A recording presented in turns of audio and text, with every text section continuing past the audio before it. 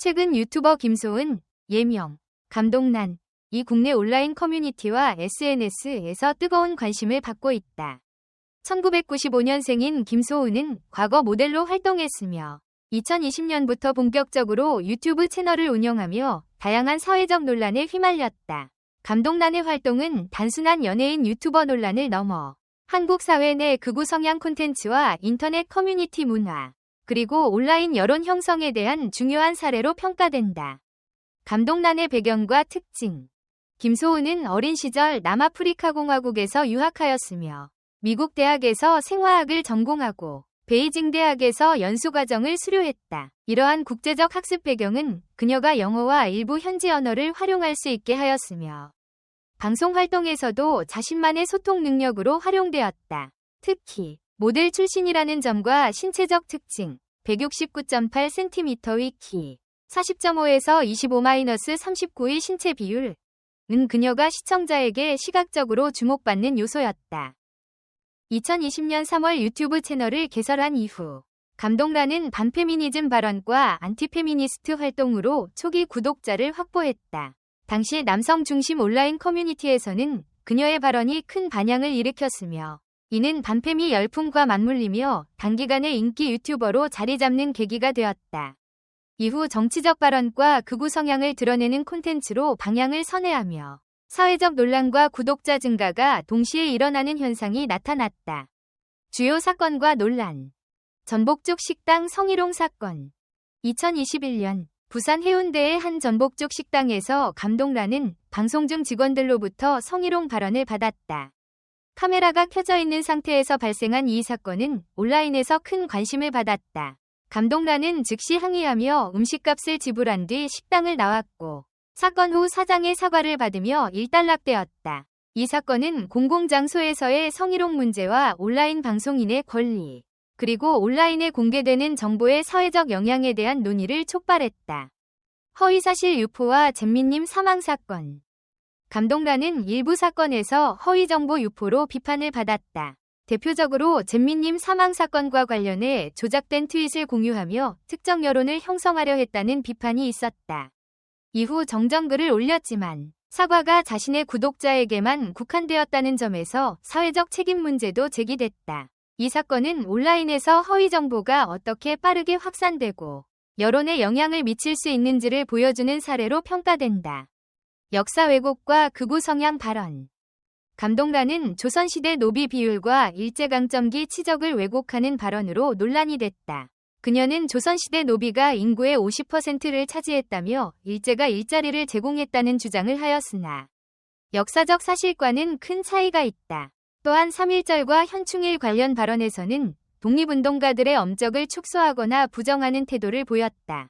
이는 극우 성향 유튜버들이 역사와 민족 정체성을 재해석하거나 왜곡하는 현상을 보여주는 사례로 분석된다. 정치적 발언과 허위정보 유포. 감동란은 12.3 비상계엄 사건과 관련해 근거 없는 선거 음모론, 외국인 개입 주장, 가짜뉴스를 퍼뜨린 사례가 있다. 또한 현직 대통령과 관련한 발언으로 고발되기도 했으며 주빌리은행 언급 등으로 법적 문제까지 이어졌다. 이러한 사례는 온라인 정치 커뮤니케이션에서 허위 정보가 어떻게 사회적 논란을 일으키는지 보여준다. 사회적 비판과 법적 처분. 제주항공 2216편 사고 유가족을 대상으로 한 발언, 장애인 비하 발언 등은 사회적 비판과 법적 조치를 유발했다. 특히 유가족 모욕 사건에서는 명예훼손 벌금형 100만 원이 선고되어 전과자로 기록되었다. 이는 온라인 콘텐츠 생산자가 공공윤리와 법적 책임을 지는 범위를 보여주는 사례이다. 온라인 사회와 극우 유튜버 현상. 감동란의 사례는 단순히 한 개인의 논란을 넘어서 한국 온라인 사회의 특징을 보여준다. 인터넷과 SNS의 발달로 극단적 정치 성향이나 반페미니즘, 극우적 콘텐츠가 빠르게 확산될 수 있는 환경이 조성되었다. 또한 구독자와의 상호작용, 라이브 방송, 후원금 요청 등은 온라인 경제와 콘텐츠 생산의 새로운 구조를 보여준다. 한편, 이러한 콘텐츠는 사회적 갈등과 여론 분열을 심화시키는 요인이 되기도 한다. 감동란과 같이 특정 성향을 가진 유튜버는 구독자 기반을 중심으로 영향력을 확대하며 기존 미디어와 달리 규제나 검증이 상대적으로 느슨한 온라인 플랫폼에서 활동한다. 김소은, 감동란, 위 사례는 현대 한국 사회에서 온라인 콘텐츠와 여론, 극우 성향 유튜버의 영향력, 사회적 책임의 문제를 종합적으로 보여준다. 그녀의 발언과 행동은 구독자에게 큰 영향을 주는 동시에 사회적 비판과 법적 조치의 대상이 되었다. 전문가들은 감동란 현상을 통해 인터넷 플랫폼이 제공하는 자유로운 의사표현과 사회적 책임 사이의 균형 문제, 허위 정보 확산의 위험, 극단적 성향의 사회적 영향력 확대를 분석해야 한다고 지적한다. 향후 온라인 커뮤니티와 플랫폼 규제, 콘텐츠 제작자의 윤리의식 강화가 중요한 과제로 떠오르고 있다. 현재 감동란은 유튜브와 SNS에서 활동을 이어가고 있으며 온라인 사회와 커뮤니티 내에서 여전히 주목받는 인물로 자리매김하고 있다. 사회적 논란 속에서도 그녀의 활동은 한국 인터넷 문화와 극우 콘텐츠 현상을 이해하는 중요한 사례로 남을 것으로 보인다. 좋아요. 그럼 앞서 작성한 4,500자 기사에 이어 별표 감동란과 관련된 사회적 현상, 온라인 커뮤니티 반응, 미래 전망 별표까지 포함해서 글을 확장해 드릴게요. 이번 부분도 한글 기사 스타일로 작성합니다. 온라인 커뮤니티와 팬덤 문화. 감동란의 논란은 단순히 개인 유튜버의 문제를 넘어 한국 온라인 사회의 팬덤 문화와 집단 심리 현상을 보여준다. 그녀의 구독자들은 라이브 방송과 커뮤니티를 통해 실시간으로 소통하며 감동란의 발언과 행동을 적극적으로 지지하거나 반박하는 모습을 보인다. 이러한 구독자 기반 활동은 단순 시청을 넘어 콘텐츠 제작자의 정치적 사회적 발언을 강화시키는 역할을 한다. 일부 온라인 커뮤니티에서는 감동란의 극우적 발언과 행동을 옹호하며 정보 검증은 불필요하고 경험담과 개인적 의견이 진실이라는 태도를 보이기도 한다. 반대로 다른 커뮤니티에서는 그녀의 허위사실 유포, 역사 왜곡, 사회적 비난 대상 발언을 집중적으로 비판하며 법적 대응과 책임을 촉구하는 움직임이 나타난다. 이러한 대립은 온라인에서 여론 분열을 심화시키고 사회적 논쟁을 장기화시키는 요인으로 작용한다. 팬덤 내에서는 감동란과 직접적인 소통을 경험하는 것이 중요한 요소로 작용한다. 실시간 후원, 댓글 참여, 라이브 방송 채팅 등은 구독자에게 참여감을 제공하며 이는 콘텐츠 소비를 단순한 시청에서 적극적 참여로 전환시키는 효과를 낳는다. 전문가들은 이러한 현상을 인터넷 기반 정치 사회적 참여의 새로운 형태라고 평가하면서도 동시에 허위 정보 확산과 사회적 갈등 유발 위험을 경고한다. 극우 유튜버와 한국 사회. 감동란의 사례는 한국 사회에서 극우 성향 유튜버가 어떻게 영향력을 행사하고 사회적 논란을 촉발하는지 보여준다. 극우 유튜버들은 역사, 정치, 사회 문제를 자신들의 관점으로 재해석하며 이를 구독자에게 직접 전달한다. 이러한 과정에서 허위 정보, 과장된 사건 해석, 특정 집단에 대한 혐오적 발언이 포함될 가능성이 높다. 한국 사회에서는 이러한 극우 콘텐츠가 일부 남성 커뮤니티와 결합하면서 반페미니즘, 반공주의 등의 메시지를 강화하고 있다.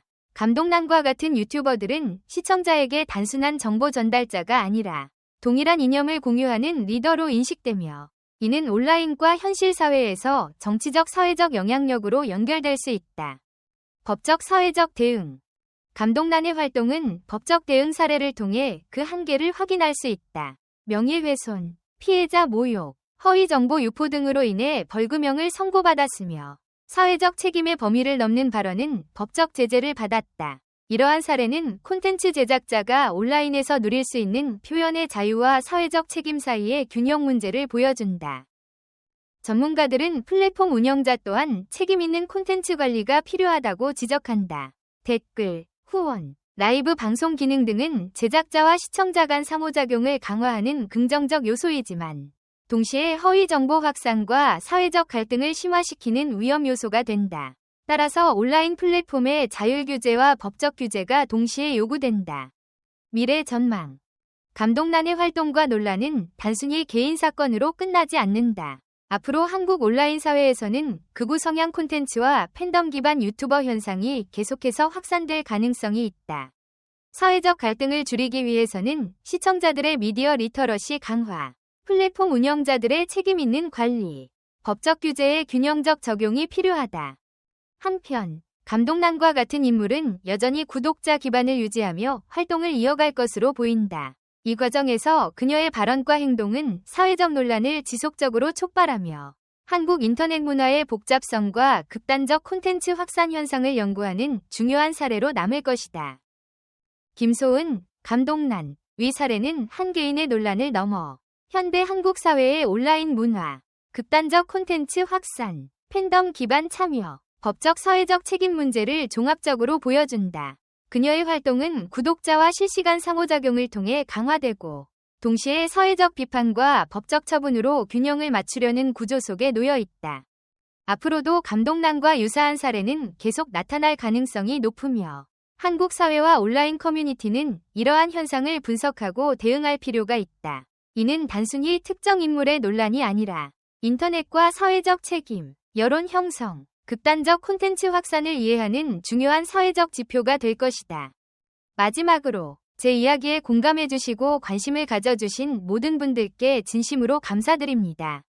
앞으로도 좋은 작품으로 인사드릴 테니 재미있게 보셨다면 팔로우, 구독과 좋아요, 좋아함 눌러주시고 많은 응원 부탁드립니다. 여러분의 사랑이 제게 큰 힘이 됩니다.